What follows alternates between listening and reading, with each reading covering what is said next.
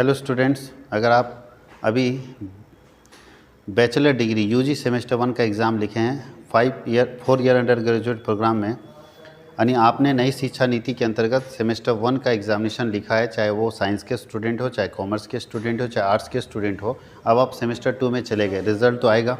Result के पहले semester 2 के क्लासेस स्टार्ट हो गए और यूनिवर्सिटी की तरफ से सेमेस्टर 2 का सिलेबस भी जारी कर दिया गया। तो जो भी आपका एक मेजर पेपर था, मेजर पेपर का सिलेबस पहले ही जारी कर दिया गया है सेमेस्टर 1 के सिलेबस के साथ, लेकिन कॉमन पेपर का सिलेबस जारी नहीं किया गया था।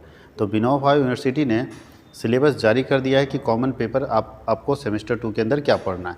और विनोबा भावे ही यूनिवर्सिटी ही नहीं, उसके साथ साथ BBMKU धनबाद का भी सिलेबस सेम है, सिलेबस अलग नहीं है। यानी BBMKU धनबाद हो, चाहे BVU हजारीबाग हो, चाहे रांची यूनिवर्सिटी हो, चाहे झारखंड के बाकी सारे यूनिवर्सिटीज़ हो, सारे यूनिवर्सिटी में एक ही सिलेबस सेमेस्टर 2 में कॉमन कोर्स में रखा गया है। सेमेस्टर 1 में भी सेम सिलेबस था, अंडरस्टैंडिंग ऑफ इंडिया और health and wellness, same syllabus था। तो सेमेस्टर 1 में जो सेम सिलेबस था, सेम सिलेबस सेमेस्टर 2 में सारे यूनिवर्सिटी में, क्योंकि ये NEP है, न्यू एजुकेशन पॉलिसी, और न्यू एजुकेशन पॉलिसी में कॉमन पेपर सबका एक जैसा होना चाहिए। सारे बच्चों को सेम सिलेबस पढ़ना है कॉमन पेपर में, इसलिए हमेशा हर सेमेस्टर में आपका सिलेबस सेम रहेगा सारे यूनिवर्सिटी का, चाहे आप हजारीबाग विनोबा भावे यूनिवर्सिटी से हो, चाहे BBMKU धनबाद से हो, चाहे आप रांची यूनिवर्सिटी हो, चाहे चाईबासा यूनिवर्सिटी से हो, कहीं से भी हो, लेकिन सारे सिलेबस कॉमन पेपर के एक जैसे होंगे। तो चलिए हम लोग डिस्कस करते हैं कि कॉमन पेपर का सिलेबस क्या है। वैसे मैं बता दूं कि कॉमर्स वर्ल्ड हजारीबाग का जो चैनल, जिस चैनल में आप देख रहे हैं ये वीडियो, इससे पहले वाले चैनल जो कॉमर्स वर्ल्ड हजारीबाग का चैनल अचानक सस्पेंड हो गया, उसमें बहुत सारे बच्चे इनरोल हुए थे, सब्सक्राइब करके जुड़े थे, क्योंकि सेमेस्टर 1 में उनको बहुत फ़ायदा हुआ था मॉडल पेपर से। तो सेमेस्टर 1 की तरह सेमेस्टर 2 में भी मॉडल पेपर जारी होंगे, लेकिन सारे मॉडल पेपर पब्लिक नहीं होंगे। कुछ मॉडल पेपर पब्लिक कर देंगे, सारे मॉडल पेपर पब्लिक करना पॉसिबल नहीं है, क्योंकि हम लोगों को भी कैसे इनकम मिलेगा।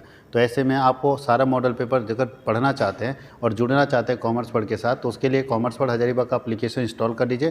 प्ले स्टोर में जाएंगे, कॉमर्स वर्ल्ड हजारीबाग सर्च करेंगे, एप्लीकेशन इंस्टॉल करने के बाद अपना नंबर डालिए, नंबर डालने के बाद OTP आएगा, OTP सबमिट कीजिए, मेरे होम पेज पर चले जाएगा। उसके बाद मेरा नंबर आपके सामने रहेगा, मुझे कॉल करके 999 रुपये में तीनों कॉमन पेपर का पूरा वीडियो, पूरा PDF और साथ ही साथ इसका जो क्वेश्चन का पैटर्न होगा, जिसको मॉडल पेपर बोलते हैं, वो आप तक पहुंचा देंगे।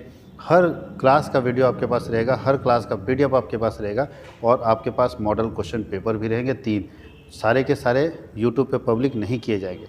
इसलिए अगर जुड़ना चाहते हैं तो आप 3 अप्रैल से क्लासेस स्टार्ट होंगे, आप पहले ही जुड़ जाइए, ज़्यादा बेटर है, पहले क्लास से उसका फ़ायदा उठाइए। तो चलिए स्टार्ट करते हैं। हम लोग आज सिलेबस जो जारी किया है, ये ध्यान दीजिएगा यहाँ जरूर दिख रहा है कि विनोबा भावे यूनिवर्सिटी हजारीबाग है, लेकिन ये सिलेबस BBMKU धनबाद का भी है।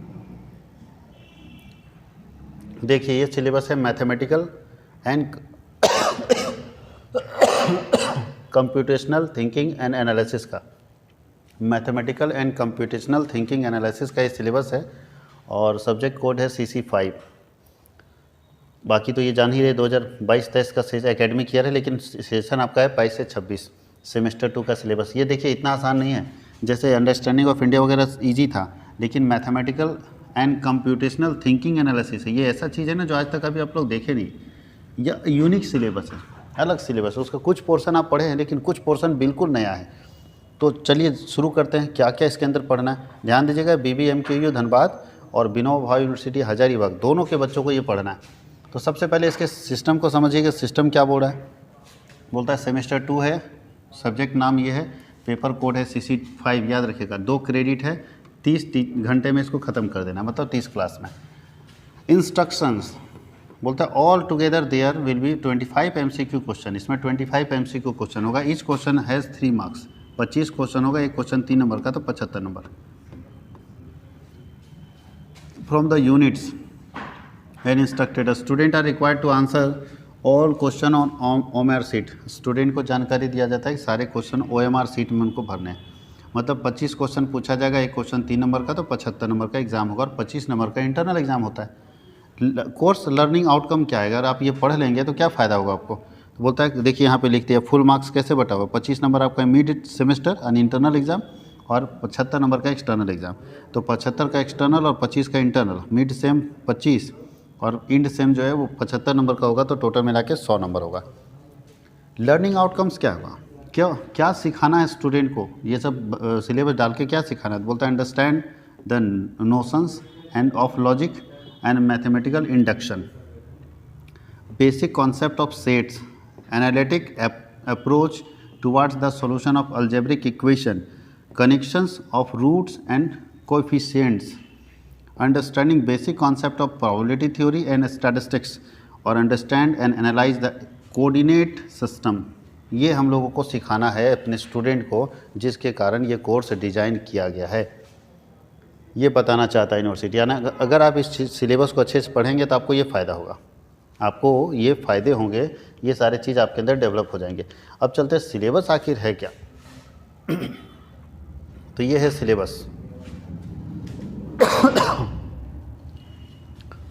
तो सबसे पहले सिलेबस की बात करें तो लॉजिक पढ़ना है। फर्स्ट यूनिट में हम लोगों को क्या पढ़ना है? लॉजिक पढ़ना है। लॉजिक फर्स्ट यूनिट में, जिसमें आपको पढ़ना है लॉजिक स्टेटमेंट क्या होता है, ट्रूथ टेबल क्या होता है, क्वांटिफायर पढ़ना है, ठीक है, कनेक्टिव्स पढ़ना है, ट्यूटोलॉजी पढ़ना है, मैथमेटिकल इंडक्शन पढ़ना है। 5 क्वेश्चन इससे पूछे जाएंगे, यानी 25 क्वेश्चन जो आएगा 6 4 10 और 5, तो 5 ही क्वेश्चन इससे आएगा।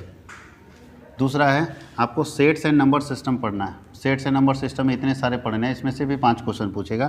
तीसरा पढ़ना है थ्योरी ऑफ इक्वेशन, जिसमें relation between roots and coefficient पढ़ना है, ट्रांसफॉर्मेशन ऑफ इक्वेशन पढ़ना है, सिमेट्रिक फंक्शन ऑफ रूट्स पढ़ना है, solution of cubic and by quadratic equation पढ़ना है, वो 5 नंबर का होगा। और स्टैटिस्टिक्स एंड प्रोबेबिलिटी पढ़ना है, जिसमें डेटा कलेक्शन प्रेजेंटेशन। तो यहाँ से 6 क्वेश्चन स्टैट से आपको पूछा जाएगा, 6 क्वेश्चन इससे रहेगा। और लास्ट में ज्योमेट्री है, ज्योमेट्री से आपको 4 क्वेश्चन पूछेगा, जिसमें आपको पढ़ना है ये सारे सिलेबस। तो ये है पूरा क्वेश्चन का पैटर्न कि क्वेश्चन कितना किससे पूछा जा रहा है, ज्योमेट्री से कितना पूछा जा रहा है।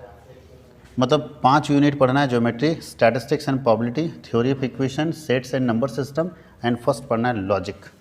यहाँ से आपसे क्वेश्चन पूछा जा सकता है, और ये कितने क्वेश्चन पूछे जाएंगे ये आपके सामने सब डिस्कस किया हुआ है। तो ये है स्टूडेंट आपका मैथमेटिक्स क्वेश्चन। ध्यान दीजिएगा, ये साइंस के स्टूडेंट हो, चाहे कॉमर्स के स्टूडेंट हो, चाहे आर्ट्स के स्टूडेंट हो, सबको पढ़ना पड़ेगा। चाहे विनोबा यूनिवर्सिटी के स्टूडेंट हो, चाहे BBMQ धनबाद के हो, चाहे रांची यूनिवर्सिटी, चाहे कोई भी झारखंड के यूनिवर्सिटी के स्टूडेंट हो, उन सबको ये सिलेबस पढ़ना पड़ेगा। अब बताइए, आर्ट्स के बच्चे ज़्यादातर थ्योरी वाला कोर्स लेते हैं, अब यहाँ तो पूरा मैथमेटिक्स दे दिया, तो उनके तो पल्ले नहीं पड़ने वाला है।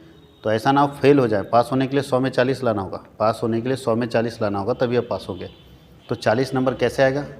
तो 100 में 40 लाने के लिए भाई यहाँ 75 नंबर जो है वो ठीक करना होगा। मैथ्स है, मैथ्स में सही करना बहुत मुश्किल है, क्योंकि आंख बंद करके कितना मारोगे, कितना तुक्का सही होगा।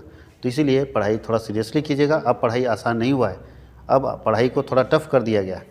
अब आप देख रहे हैं जो अभी बच्चे 12th में हैं, जो आपका जूनियर था, वो बहुत आराम से ज़िंदगी काटा 1 साल। अभी उस लोगों को CUET दे दिया कि बिना CUET एग्ज़ाम पास किए आप यूनिवर्सिटी में एडमिशन नहीं ले सकते। यानी अब पढ़ाई थोड़ा टफ होते जा रहा है। तो भाई साहब थोड़ा संभालिए, और आप सभी लोग स्टूडेंट से कहना है कि थोड़ा संभालिए और अच्छे से पढ़िए, क्योंकि नई शिक्षा नीति के अंदर अगर आप अच्छे से पढ़ाई करते हैं तो जॉब अपॉर्चुनिटी क्रिएट होगा।